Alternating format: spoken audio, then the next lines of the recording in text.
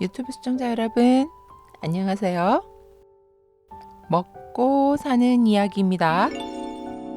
드디어 가을비가 왔네요. 지난주 영상을 찍을 때만 해도 날씨가 너무 좋아서 행복하다 했는데요. 가을비가 와버렸네요. 가을비가 내리고 그치고 나면 겨울이에요. 물론 11월 말까지는 기온이 소폭으로 올랐다 내렸다를 반복하겠지요. 하지만 우린 알죠. 가을비 내리기 전의 가을 날씨로는 되돌아가지 않는다는 것을요.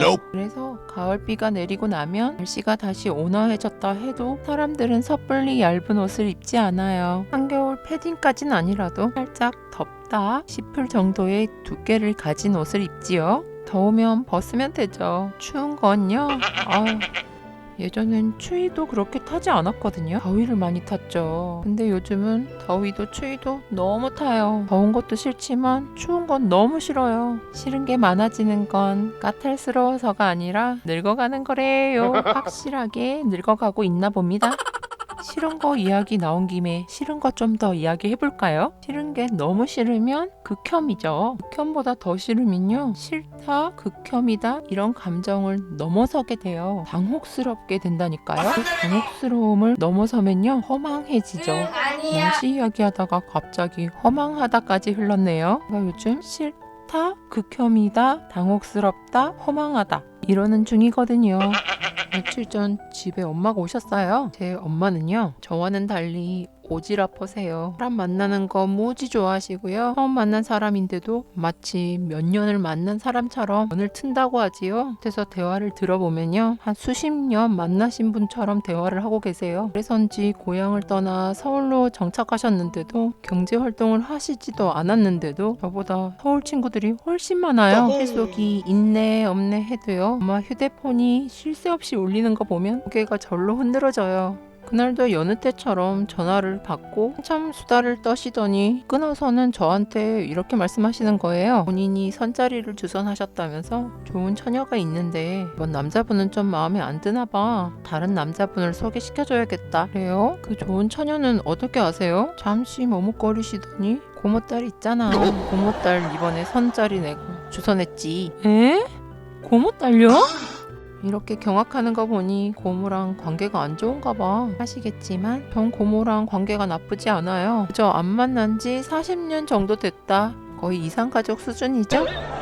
그런 고모의 딸을, 이것도 엄마가 중매를 하고 있다고요? 전 잠시 머리가 띵 하고요. 멘탈 수습이 안 됐어요. 이성의 끈을 부여잡고요, 엄마에게 다시 여쭈었지요. 엄마가 지금 고모 딸을 중매할 입장이냐고요. 지금 녹음하면서도요, 숨밖에 안 나요. 근데 더 가관인 건요, 제 질문에 대한 엄마의 대답이었어요. 아유, 다 같이 늙어가는 처지에 옛날 일은 옛날 일이지. 난 지금 아무렇지도 않아. 그 고모는 나한테 나쁘게 안 했어.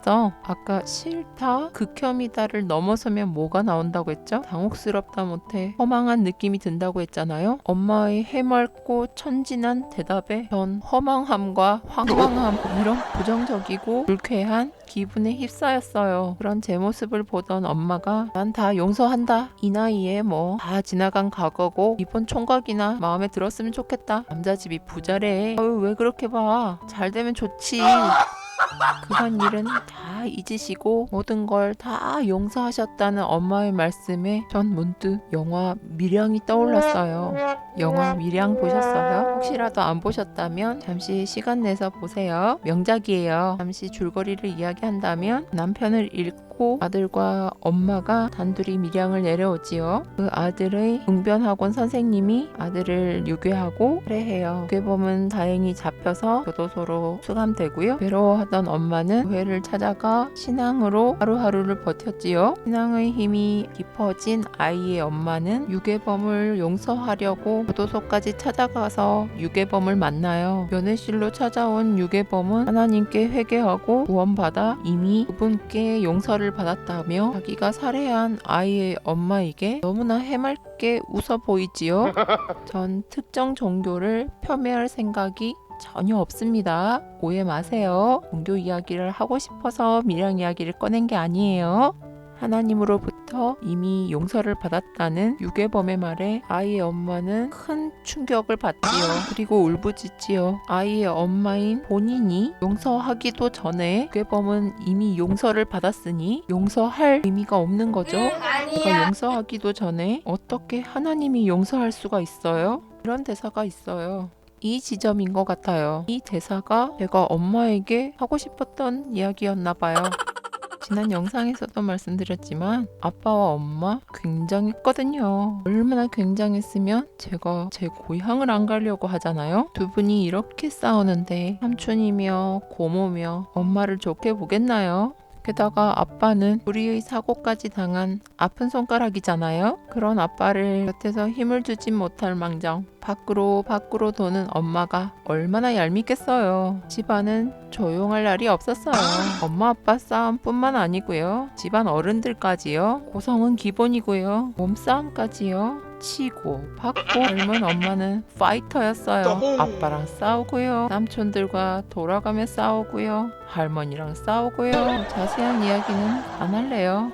지난 한 싸움 끝에 우리 삼형제는 아빠와 남기로 했고 엄만 떠나셨죠. 그때가 중1이니까요. 얼마나 예민할 땐가요. 그 이후로 고1 여름방학 이후에 엄마한테 갔으니까요. 한 3년을 아빠 가족들과 더 자주 지내게 되었지요. 엄마가 없는 3년 동안 전 단 하루도 아빠를 비롯해서 가족들에게 따스함을 느껴본 적이 없어요. 그들은 냉혹했어요. 남동생에겐 좀 사랑을 주는 것 같기는 했어요. 하지만 딸인 저랑 막내 동생에겐 차갑기 그지없었어요. 분명 딸이고 분명 조카 딸인데 우리를 대하는 태도가 얼음장 같았어요. 따뜻한 피가 흐르는 사람 같지 않았어요. 동상들 같았어요. 네, 엄마가 미우니 저희도 미웠겠지요. 엄마 욕을 얼마나 들었게요.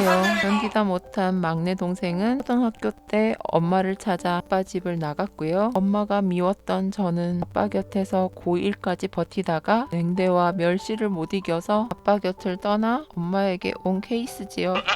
그리고 이렇게 40년이 가까운 세월이 지난 거예요. 아빠 집안 사람들과 조금씩 연락을 해왔던 남동생이 부모 둘째 딸 결혼식 소식이 있다 해서요. 함께 가보자 했어요. 무슨 마음인지는 모르겠어요. 거진 40년 만에 만난 삼촌과 고모. 삼촌은 서울에 살고 계시더라고요. 네, 여전하셨어요. 저희 등장에 당황해 하시는 것 같기도 하고요. 그들의 눈초리, 차가운 눈초리는 그대로였어요. 그분들 입장에선 자신들의 형, 자신들의 오빠가 지지리도 운이 나빠서 하나의 몹쓸 여자랑 결혼한 불운의 아이콘으로 생각하시겠죠.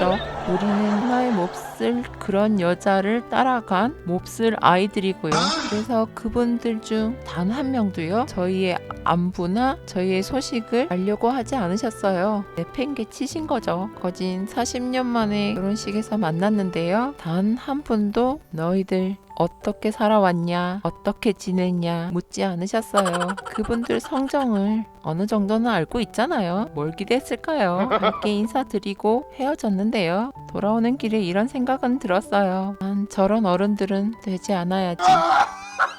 아까 엄마 말씀처럼 해맑게 천진난만하게 다 용서하면 좋죠. 과거는 과거일 뿐이고요. 그죠? 제 나이 50인데 같이 늙어가는 처지에 그죠? 하지만 용서에도 순서가 있다고 생각해요. 엄마랑 아빠는 삼촌과 고모에게 잘못한 거 많죠. 하지만 저는 삼촌과 고모에게 잘못한 게 없어요. 그럼에도 온갖 냉대와 멸시를 당했잖아요. 아무리 몹쓸 여자라 해도 저희에겐 엄마잖아요. 차라리 엄마가 있을 때 욕을 하시던지요. 제 앞에서 엄마 욕을 하면 전 또 무슨 죄인가요? 엄마 욕을 고스란히 듣고 자란 저는 그들이 용서가 쉬울까요? 이제 겨우 50 넘어서 하나 둘 내려놓고 있는 거지만 엄마가 저보다 먼저 고모를 용서하시는 건 말이 안 돼요. 용서를 해도 제가 먼저 해야 해요. 엄만 그럴 자격이 없어요. 엄마 덕분에 제가 얼마나 고통스러웠는데요. 내가 용서하기 전에 어떻게 하나님이 용서를 할 수가 있냐는 영화 밀양의 대사처럼 내가 용서하기도 전에 어떻게 세월이 지났다는 이유만으로 난 다 잊었다. 지나간 일은 지나간 일이지. 난 용서했다. 이러실 순 없는 거예요. 제가 그들을 용서할 때까지 엄만 용서했다라는 말조차 꺼내지 마세요. 결국 저 스스로를 위해서 그들을 용서할 거예요. 그때까지 기다리세요. 순서를 지키세요. 참 허망하네요. 속 편하셔서 좋으시겠어요. 고모를 용서하신 김에 아빠도 용서하시죠. 왜? 엄마가 용서를 했다라는 말을 들으면 적반하장도 유분수다. 그분들이 더 기함하시겠지요. 엄마 편한 대로 잊을 것 잊고 막무가내로 용서하고 그런 것이 엄마의 건강 비법인가 봅니다.